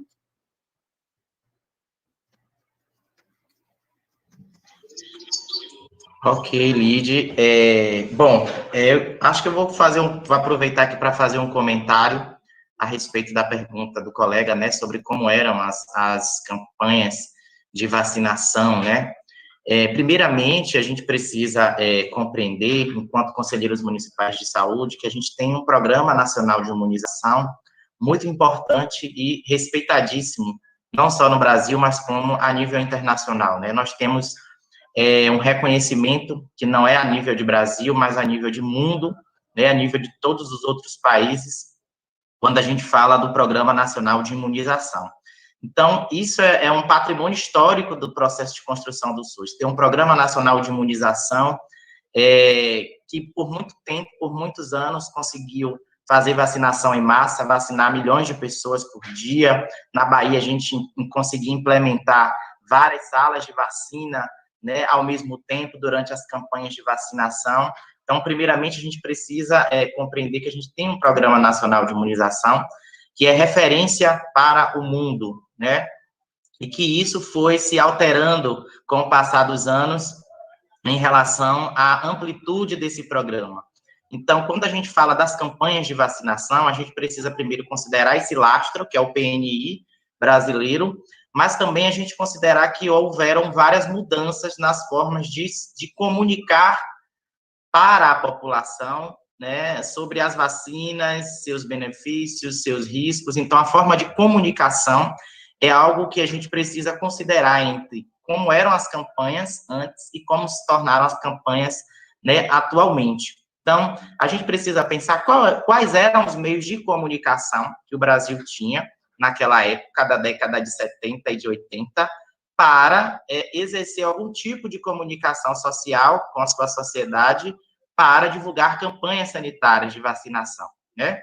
Então, a gente teve uma ênfase muito grande nos meios de comunicação em massa, né, de rádio, televisão e, principalmente, também uma ênfase nos meios de comunicação gráficos, né, impressos, cartazes pelas ruas, pelos serviços e pelas instituições. Então, a gente também precisa destacar em como era essa vacinação antes, que o nosso processo de vacinação, ele passou a ser instituído num momento bem delicado da nossa história da saúde pública brasileira. Não sei se vocês lembram, mas a gente falou da revolta da vacina, né? Que foi um período muito crítico, onde a população brasileira, ela teve o seu primeiro acesso a uma vacinação em massa, mas que foi instituída de forma obrigatória e que as pessoas não foram comunicadas de uma forma tão efetiva. Que vacina era essa? Para que essa vacina servia? Né? E isso assustou muito as pessoas e a população, né? De modo que houve o que a gente conhece hoje como a revolta da vacina, e que naquela época as pessoas não queriam ser vacinadas, tiveram uma grande resistência, né? Tivemos um grande número de pessoas que resistiram a esse processo de vacinação, e a gente vai avançando no Brasil com as campanhas, com o esclarecimento da população, com a divulgação de informações, com a educação sanitária, como se chamava naquela época, né? E isso vai ganhando corpo no nosso país, e as pessoas vão aderindo mais a essas campanhas, e a gente vai começando a conquistar coberturas vacinais interessantes, ao que a gente conhece, né, como a polio e tantas outras, doenças que a gente conseguiu controlar muito bem no Brasil, e a gente vê hoje um outro cenário importante, né? A gente tem um cenário de mudança tecnológica que hoje em dia pega não só a mídia em massa, mas a gente tem aí Facebook, Instagram, a gente tem os WhatsApps com os grupos, e o advento de um outro cenário que é totalmente prejudicial, que é totalmente deletério para as campanhas de vacina, que são as fake news, né? Hoje em dia, a gente não pode mais falar de campanhas de vacinação sem tocar no nosso principal inimigo para o alcance da cobertura vacinal. Não é apenas o abastecimento, mas também as fake news têm atrapalhado bastante, né? Porque tem sido uma outra rota de comunicação com a sociedade totalmente paralela, né? Negando a eficácia da ciência, né? Mentindo sobre possíveis efeitos colaterais das vacinas, né? Fazendo com criar novas ideologias, novas formas de entender a vacina numa perspectiva negativa, né? Não positiva, de não proteção, enfim. Então, a gente precisa pensar, né, que nós avançamos muito nas campanhas de vacinação, mas também a gente tem vários desafios hoje no nosso Brasil que a gente precisa considerar relativos ao abastecimento, relativos à logística, relativos, né, à comunicação social para combate de fake news e também sensibilização das pessoas, né, para que elas possam se vacinar e aderir a esse processo que é tão importante. Não sei se eu consegui responder a dúvidas, mas, se não, a gente pode novamente fazer um bate-volta da pergunta, mas temos aqui pedidos de palavras, né, pedidos de voz aqui de Valentina e Nilma. Oi, Ítalo. Eu vou só completar a sua resposta da pergunta que o nosso amigo fez, falando que, primeiramente, boa noite a todos. Eu participei do outro módulo, né, do primeiro módulo, e nós falamos até um pouquinho que a saúde coletiva, ela não foi muito falada, né, antes do SUS, porque não era esse o enfoque da saúde no Brasil. Quando a gente falava em saúde coletiva, era muito mais importante ver os escravos que estavam chegando, se eles estavam doentes ou não, e apenas o valor de mercado deles, e não as doenças, e isso ficava restrito aos portos. E quando a gente vai para a história e o que está realmente reportado sobre vacinas, foi essa revolta da vacina, como o Ítalo colocou, em 1904, com a campanha da varíola. E uma parte histórica interessante que eu descobri só quando eu fui morar lá no Rio, que a revolta da vacina, historicamente lá, não é só porque eles não sabiam como, para que servia a vacina. Era porque a região que tinha a maior parte de doentes era a zona sul da cidade, que hoje é conhecido como a Urca, onde tem o Pão de Açúcar. E era nessa região que moravam as pessoas que tinham ocupado os morros do Rio e que eram a população mais pobre de lá. Então, colocaram também na cabeça dessa população mais pobre que a vacina era para matá-los, para que as pessoas ricas pudessem ocupar aquela região que era ocupada pelos pobres, já que era uma região rica do Rio de Janeiro. Rica no sentido de paisagem e que poderia ter muita coisa ali de benefício. Então, assim, muito além da questão de não saber, né, para que era a vacina, tem essa parte cultural da história. E como o Ítalo bem colocou, hoje nós estamos tendo uma nova revolta, né, com um programa nacional de imunização maravilhoso como o nosso, completo, e nós não estamos conseguindo atingir as nossas metas de vacinação, porque muitas pessoas não têm o conhecimento da importância que é estar vacinado e fazer com que essas doenças que podem ser, né, que podem ser prevenidas para que não volte a assombrar a nossa população, como tem sido com o sarampo. Então, eu espero que a gente tenha respondido à pergunta. Qualquer coisa é só chamar para outras dúvidas. Muito obrigada. Obrigado, Nilma. Valentina.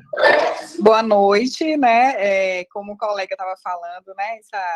Essa tecnologia, né? Meu nome é Simaia, o nome da minha filha que é Valentina, né? Eu sou do município de Botirama, né? Sou prestadora, né? Do serviço, né? Do SUS, né? E assim, observando tudo, a nossa analogia aqui, dessa participação nossa, está sendo muito produtiva. Como a colega explanou aí, falando da questão de Sobral, né, que muitos usuários não participam, né, dos conselhos, para a gente poder saber as necessidades das comunidades, né, que às vezes o que eu percebo pela vivência, né, já trabalhei em DIRES e também em alguns municípios, eu observo, né, e pelo trabalho também realizado na região, né, juntamente com o Senar, eu observei que cidades, né, com poder aquisitivo maior, elas têm muito o acesso do usuário, né, então, assim, eles estão mais próximos, né, do serviço de saúde. E as cidades mais carentes, você observava que tinha usuários que eles nunca fizeram um simples exame de PSA, nem numa consulta, né, então, tinha alguns que estavam até com câncer, né, já evoluído, e ele ia morrer de outra patologia, um exemplo, né, e não do câncer de próstata, né, na verdade. Então, nem valeria a pena, né, explicar para um senhor desse que ele ia, né, falecer, que estava com câncer de próstata, né, a gente conversando com o médico, discutindo sobre isso. Então, eu acho, assim, que é de suma importância da gente que está, né, no conselho, trazer mais sobre essa situação, de estar mais próximo da comunidade, né, para ver realmente quais são essas necessidades maiores. E o que eu observo também, que isso vem já de uma escala maior, que até os recursos são muito pouco, né, e aí eu fico me perguntando como os gestores fazem para poder dar conta dessa demanda da saúde, principalmente numa pandemia dessa, né? Então, você vê que a necessidade é muito maior, né? Então, a gente fica se perguntando, né? Então, você percebe que as pessoas realmente precisam, né, discutir mais sobre isso e a gente conseguir melhorar essa assistência, esse assistencialismo à comunidade, né? Então, eu gosto muito, sabe? Eu sou defensora do SUS, sou apaixonada mesmo pelo serviço público, né? E apesar que hoje estou no privado, mas eu vejo, assim, que precisa realmente muita coisa assim a melhorar, né? Então, a gente precisa realmente participar mais das conferências, né, para a gente poder sentir mais o que a gente pode fazer para a gente evoluir em relação a esse serviço.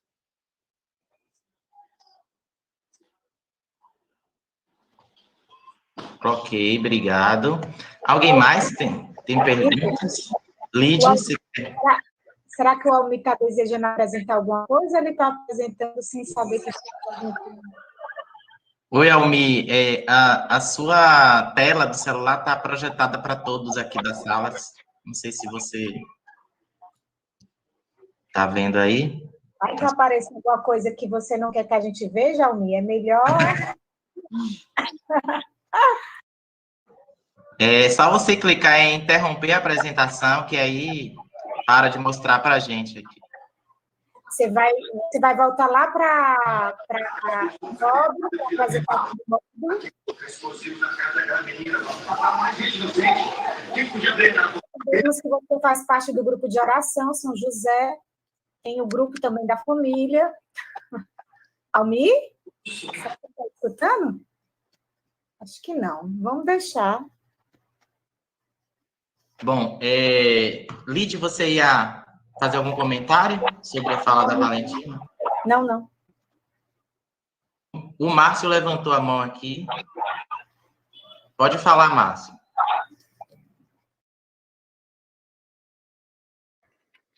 Olá, pessoal, boa noite. Eu sou Márcio Oliveira, do município de Santa Rita de Cássia, e estou no momento como presidente do Conselho Municipal de Saúde, né?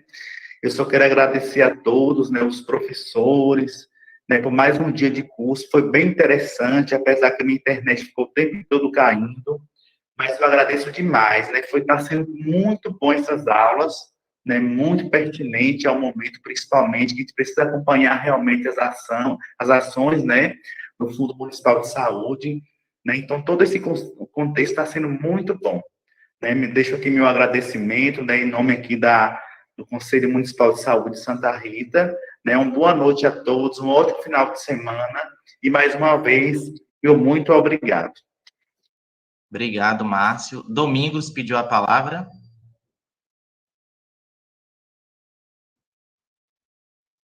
Domingos levantou a mão de novo, eu queria saber se ele gostaria de falar. Pessoal, só um momento. Dá para postar de novo a questão da presença aí no chat? Sim, sim. Vou pedir para as meninas colocarem para vocês. Ok, muito obrigado. Bom, como o Domingos acho que não está conseguindo ativar o áudio aqui, eu queria fazer alguns comentários a respeito da temática da aula, né? A temática da aula.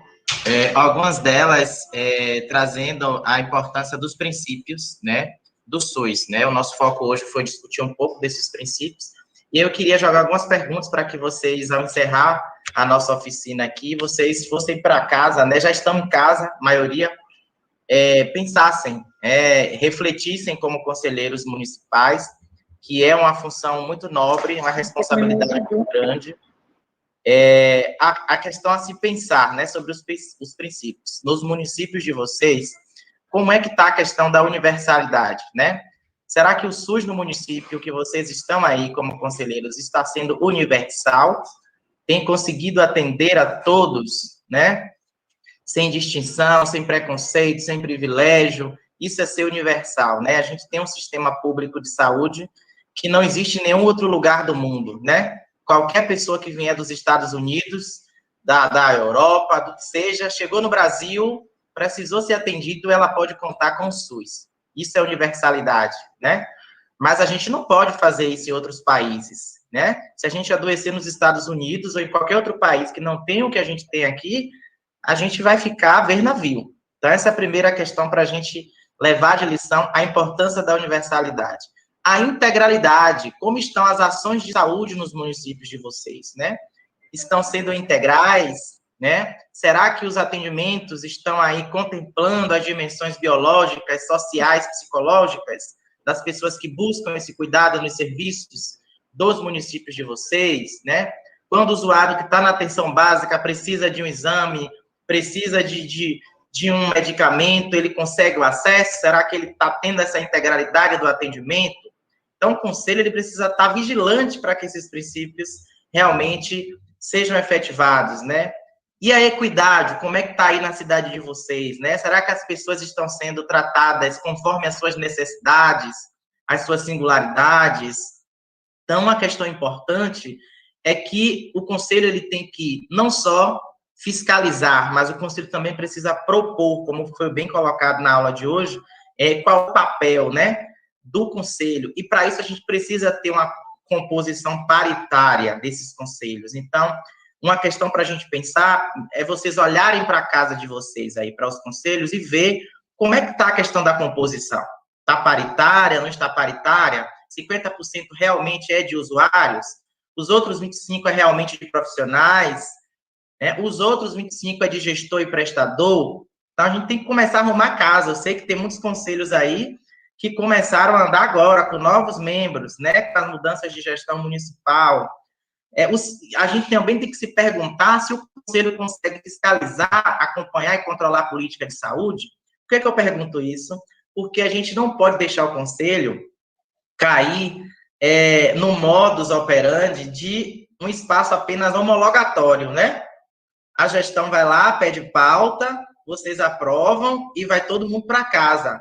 Isso não é papel de conselho. O conselho tem que propor também políticas ele tem que propor soluções para os problemas, debater junto com a gestão, fiscalizar e controlar, né? Então, nós somos os olhos e os ouvidos da população, né? Então, isso é importante também. E queria chamar a atenção aqui para finalizar sobre as conferências. Então, esse ano tem que acontecer conferência municipal de saúde, né? Vocês já começaram a pensar nessas conferências?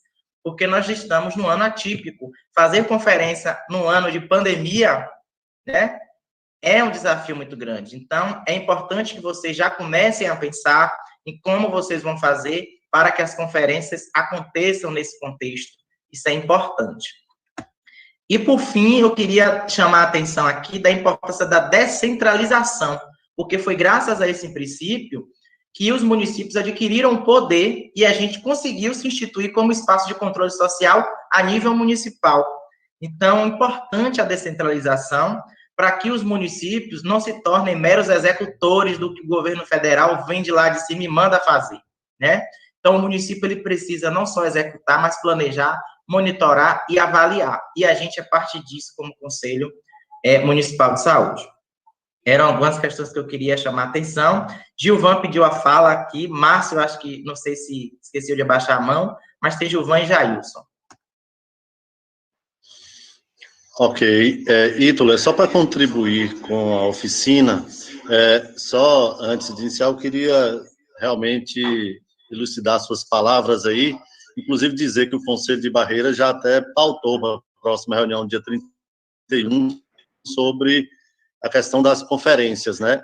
E é muito importante essa sua fala, quando você fala dos conselheiros estarem preparados, não somente votar sem de fato fazer análise, e eu acredito que esse momento é um momento muito importante para que esses conselheiros se fortaleçam nessa questão, ficarem preparados para terem conhecimento de causa e realmente exercer seu papel. Mas o que eu queria falar mesmo, colegas, eu queria pedir o empenho de vocês. Eu sei que é um horário pessoal, a gente trabalha o dia todo, a gente tem que tirar um momento, mas assim, eu falei na última reunião que é tão raro, a gente questiona tanto que não tem eventos voltados para conselheiros, exceto nas conferências, assim, a gente se sente um pouco mais próximo das discussões, a gente é meio que isolado, até a nível de organização mesmo, regional, estadual, e a gente tem que valorizar esses momentos aqui. Eu acho que o fato da gente diminuir, eu sei que cada um tem suas ocupações, mas eu acredito que a cada dia o nosso grupo deveria ampliar. Tem aqueles que não conseguiram fazer as inscrições, né? Obviamente se limitou-se até um determinado período, que encerrou as inscrições, tudo bem, mas a gente poderia estar divulgando, porque a informação é muito mais importante do que o certificado. Então, independente se a pessoa fez inscrição ou não, vamos ampliar esse grupo de pessoas, vamos divulgar mais, porque eu percebi aqui, o número de pessoas nesse momento foi reduzido ao primeiro. Eu acho que estamos na contramão do que a gente está discutindo, é fortalecer, ampliar, evoluir. Então, assim, eu gostaria de pedir aos companheiros para não sair do grupo. Eu percebi, a Luzinete até colocou uma observação, logo depois do primeiro encontro, né, percebemos algumas pessoas saindo.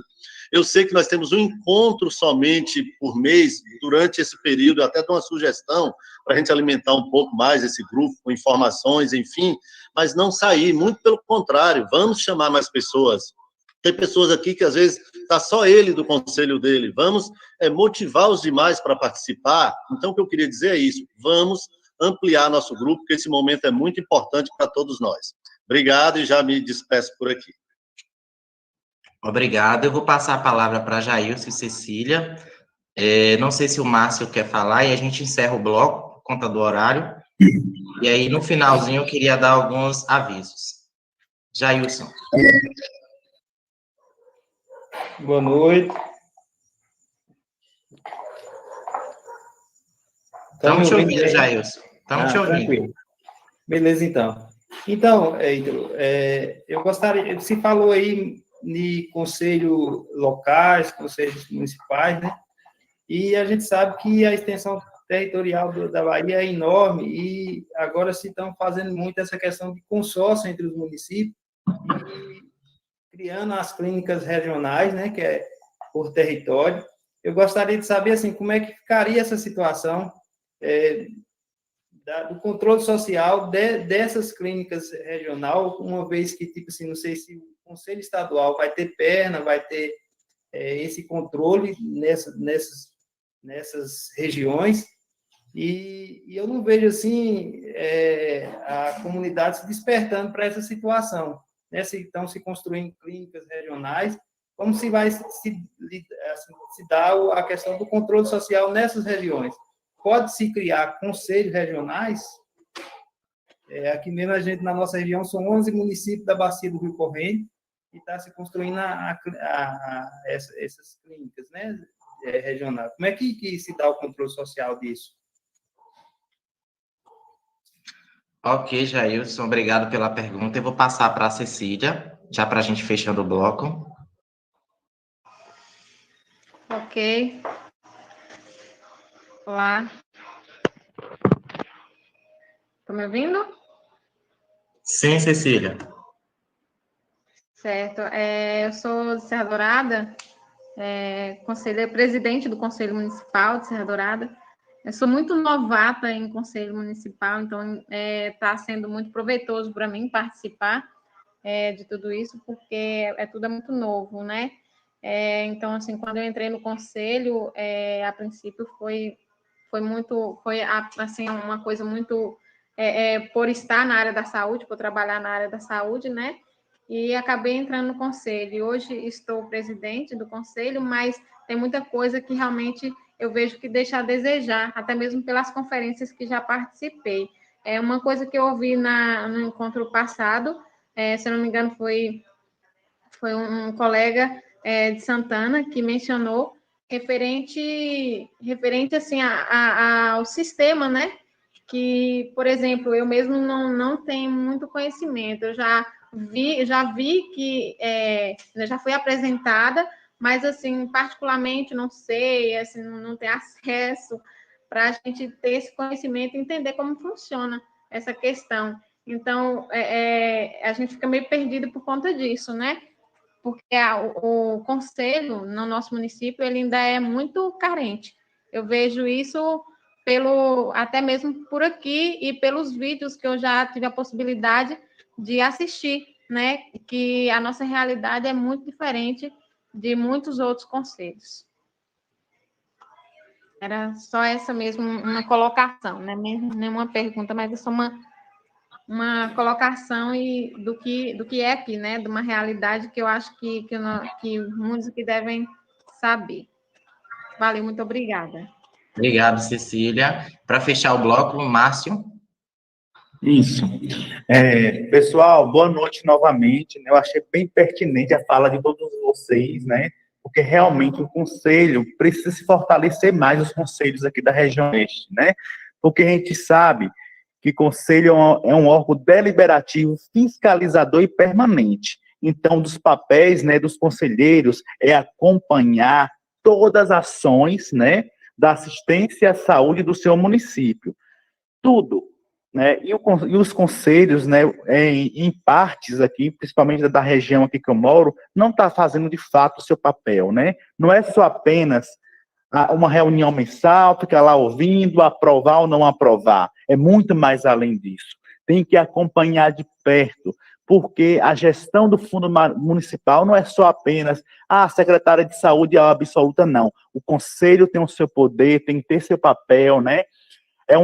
Na verdade, o Conselho Municipal de Saúde é um termômetro para o Tribunal de Contas, então o Conselho tem sua responsabilidade também junto ao Fundo Municipal de Saúde, e precisa, de fato, fortalecer esses conselhos, né, da região para acompanhar melhor, né, com mais eficiência, né? Então, por isso que eu acho tão importante essa capacitação, para esclarecer qual o papel do conselho. E eu até quero deixar aqui, né, os presidentes que estão aqui participando, os conselheiros que estão aqui participando, multiplicar esses conhecimentos dessa aula, porque a gente sabe que nem todos estão aqui presentes. Aqui mesmo na nossa realidade, nós temos representantes aqui, né, de usuários que são indígenas, né, são índios e que moram nas suas aldeias, que fica bastante longe e não tem acesso à internet, né? Então, por isso, eu vou depois estar passando para eles, vou criar uns momentos, né, a passar, multiplicar essas informações que está acontecendo aqui através, né, desse seminário, né, que na verdade dessa oficina, né? Então eu deixo aqui minha gratidão novamente e vamos unir mais o Conselho da Região. Eu até sugeri abrir um grupo, né, para colocar os presidentes da região para estar trazendo essas demandas, né, para toda a região, porque além dos conselhos nós temos assim, né, que é o núcleo, né, dos secretários, né, da região oeste, que eles também se encontram. Então, a gente podia fazer também, né, um núcleo regional de conselhos municipais, fortalecer muito mais, até porque a composição do conselho, 50% é usuário, né, então precisa dar mais voz aos usuários do SUS. Então, pessoal, boa noite, né, um ótimo final de semana. Obrigado, Márcio. Então, gostaria de encerrar aqui a rodada de inscrição por conta do horário. Então, vou complementar aqui, não sei se alguém mais, se Lídia, alguém quer responder a questão das policlínicas, mas uma das questões, como foi comentada por Márcio, é a gente tentar regionalizar esse controle social, né?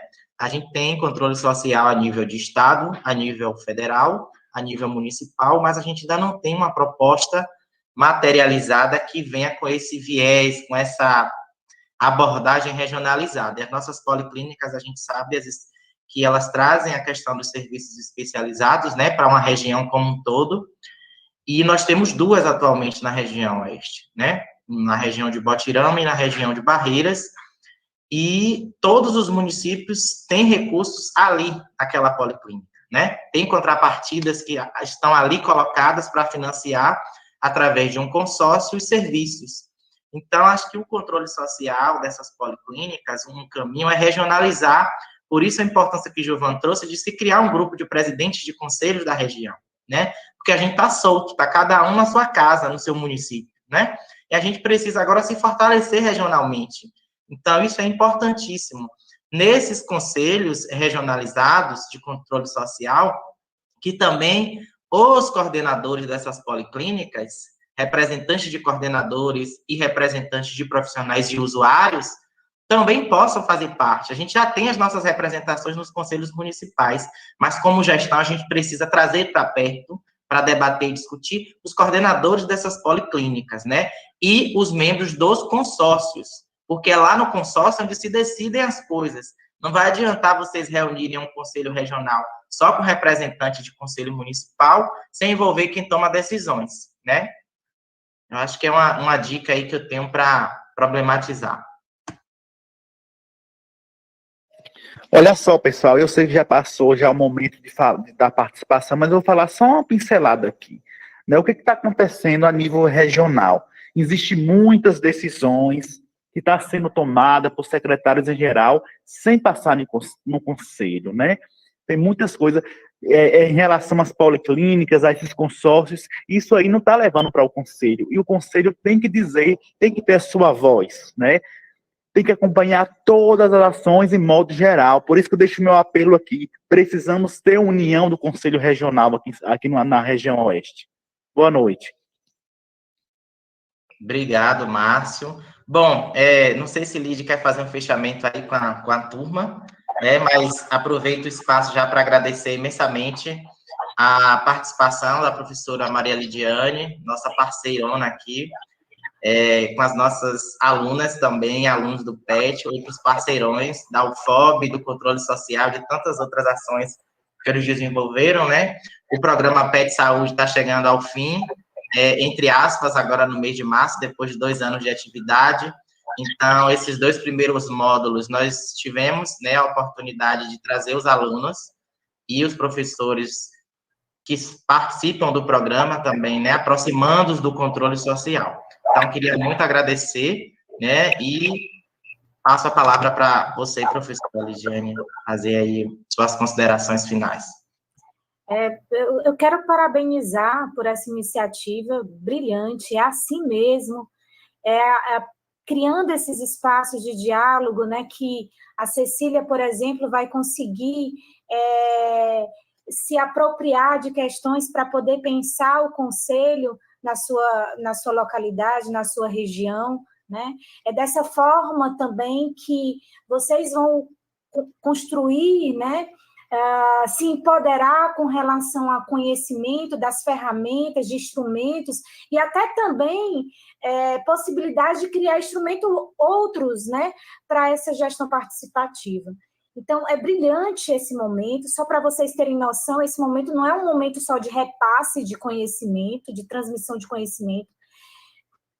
Só nesse encontro, né, algumas sugestões foram colocadas, e é esse o espaço que vocês precisam ir construindo, né, para que seja esse espaço de construção coletiva, de fortalecimento de um grupo, e para que vocês possam estar pensando em como, né, vocês podem fomentar e incentivar a participação dos usuários, né, como é que vocês podem fortalecer os conselhos no território de vocês, e é dessa forma, a gente se unindo.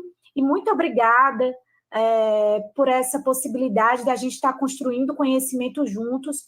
Os petianos, quando a gente se reúne para esse momento, é um momento em que a gente aprende, a gente troca e a gente cresce juntos. Não é um momento de transmissão de conhecimento, é um momento de troca. E quantas coisas eles aprendem com vocês aqui, já que eles não vivenciam, né, no dia a dia, essa questão do controle. Então, a gente também está aproximando o controle dessa juventude aí, acadêmica, da comunidade acadêmica, e a gente está aproximando essas várias vozes, né, para que a gente possa ecoá-la de forma mais forte. Muito obrigada. Obrigado, grupo, viu? Vocês arrasaram. Vocês são meu orgulho. Gente, se cuidem, viu? Se cuidem. Eu sei que a gente está vivendo um momento difícil, então também a gente não pode terminar um curso falando de SUS como se nada na vida tivesse acontecendo. Então, vamos nos fortalecer também a nível de relações pessoais, apesar da gente estar distante, né? Vamos estar transmitindo força, confiança, informações baseadas, né? Não em fake news, mas informações, né, confiáveis, e vamos também, né, estar se cuidando e cuidando do outro, né? Assim que a gente também constrói saúde, né? E a gente movimenta o SUS. Está havendo toda segunda-feira, às 14 horas, no YouTube, discussões realizadas pela uma rede de pesquisadores que traz temáticas atualizadíssimas sobre o SUS e pandemia. Na próxima segunda vai ser sobre a atenção primária e a pandemia.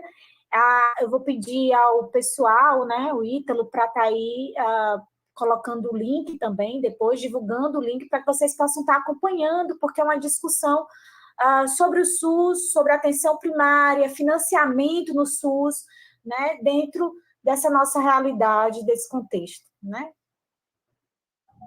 Ok, obrigado, Lídia.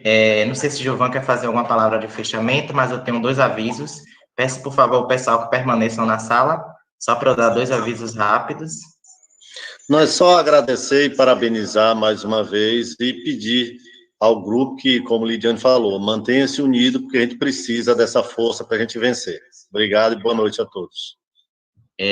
Mais uma vez, também abrindo parênteses, também não posso deixar de agradecer ao Conselho Municipal de Saúde de Barreiras, que também tem sido nosso grande parceiro, né? Essa parceria, essas oficinas têm sido possíveis, né, graças a essa parceria com o Conselho, com a Secretaria do Conselho, com a presidência e com os membros.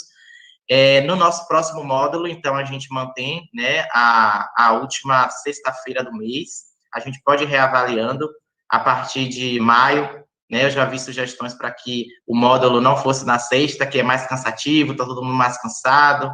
A gente pode rever, se talvez para quinta, mas para abril a gente já conseguiu fechar o convidado. Nós vamos ter o módulo do mês que vem, dia 30 de abril, que é uma sexta-feira, e a gente vai discutir conselhos de saúde e controle social do SUS. Então, a gente vai aprofundar melhor essa discussão dos conselhos e do controle social, que eu acho que é algo que vocês também estão curiosos, né? A gente passa da fase do processo histórico do SUS e um pouco sobre os princípios do SUS hoje, as diretrizes, e entra agora em conselhos de saúde e controle social no módulo de abril. e a gente já tem um convidado, que é o professor José Patrício Bispo Júnior, professor da Universidade Federal da Bahia, do campo de Vitória da Conquista, que já aceitou participar desse momento conosco. Então, por favor, gostaria, assim, de convidá-los, né, para que a gente continue fortalecendo esse espaço. É só o começo, isso faz parte de um processo, né, então esse fortalecimento que a gente tanto falou hoje vai sendo construído tijolo a tijolo, certo? Então, também tem um aviso de que, se vocês quiserem convidar mais colegas do Conselho para se inscrever nas oficinas, as meninas vão colocar no grupo o link de inscrição. Nós estamos ainda aceitando inscrições até o mês que vem, tá? As inscrições que forem feitas até o mês que vem receberão certificado. Agora, quem entrar no curso a partir de maio não recebe mais certificado, porque já entra com o limite de faltas estabelecido, que é 25%. Então, quem já entra em maio quer dizer que faltou fevereiro, março e abril do curso e não terá mais o direito ao certificado. Mas quem entrar até abril, ainda há a possibilidade de se inscrever, né, e as meninas vão colocar o link lá. Então, gostaria de agradecer mais uma vez a presença, para quem está no canal YouTube também nos acompanhando, eu vi que tem gente lá assistindo, e vocês também que estão aqui na nossa sala virtual, desejar um bom final de semana, cuidem-se de si. Pois não? Não encontrei a palavra-chave. Integralidade. Gente, para quem não está com a palavra-chave aí, quem não viu, para preencher a lista de presença, a palavra-chave é integralidade. Beleza. Então, um ótimo final de semana a todos, fiquem bem e até o nosso terceiro módulo.